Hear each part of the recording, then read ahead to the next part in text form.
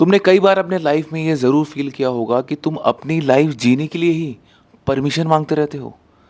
जब मम्मी-पापा सपोर्ट करेंगे, जब मेरे दोस्त बिलीव करेंगे, जब लोग सीरियसली लेना शुरू करेंगे और मुझ में थोड़ा-सा कॉन्फिडेंस आएगा और तब तक सालों बीत जाते हैं।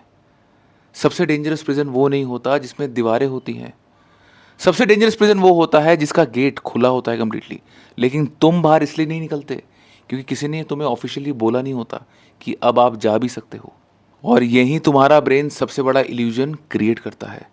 तुम्हारा ब्रेन अप्रूवल को ही सेफ्टी मानता है क्योंकि हज़ारों सालों तक ट्राइब से अलग होना सर्वाइवल के खिलाफ था।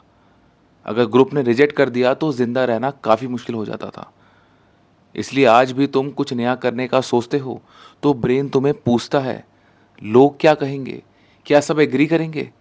क्या मुझे परमिशन लेनी चाहिए? लेकिन मॉडर्न लाइफ अब काफ़ी अलग हो चुकी है। यहाँ पे वो वाला सर्वाइवल सिस्टम तुम्हारी ग्रोथ को कंप्लीटली रोक सकता है। 1951 में साइकोलॉजिस्ट सोलोमन एश की कॉन्फॉर्मिटी एक्सपेरिमेंट ने दिखाया था कि लोग अक्सर क्लियरली गलत आंसर को भी सिर्फ इसलिए मान लेते हैं क्योंकि पूरा ग्रुप यही कह रहा होता है। और नॉर्मेटिव सोशल इन्फ्लुएंस बताता है कि हम अप्रूवल पाने और रिजेक्शन से बचने के लिए चॉइसेस तक बदल देते हैं अपनी।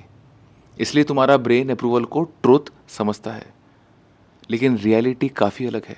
जिम जॉइन करना, बिजनेस शुरू करना, बाउंड्री सेट करना और अपनी आइडेंटिटी को कम्प्लीटली चेंज कर देना, इनमें से किसी के लिए भी दुनिया परमिशन लेटर नहीं भेजती आपको।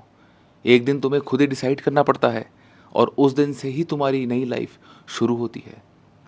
याद रखना, परमिशन कभी बाहर से नहीं मिलेगी। और सबसे पावरफुल सेंटेंस जो तुम खुद से बोल सकते हो वो ये है कि मुझे बदलने के लिए किसी की परमिशन नहीं चाहिए। और शायद जिस इंसान की परमिशन तुम इतने सालों से वेट कर रहे हो वो तुम खुद ही हो। अगर बात में थोड़ा भी दम लगा तो कमेंट सेक्शन में लिखो, I will take my own permission and follow me for more.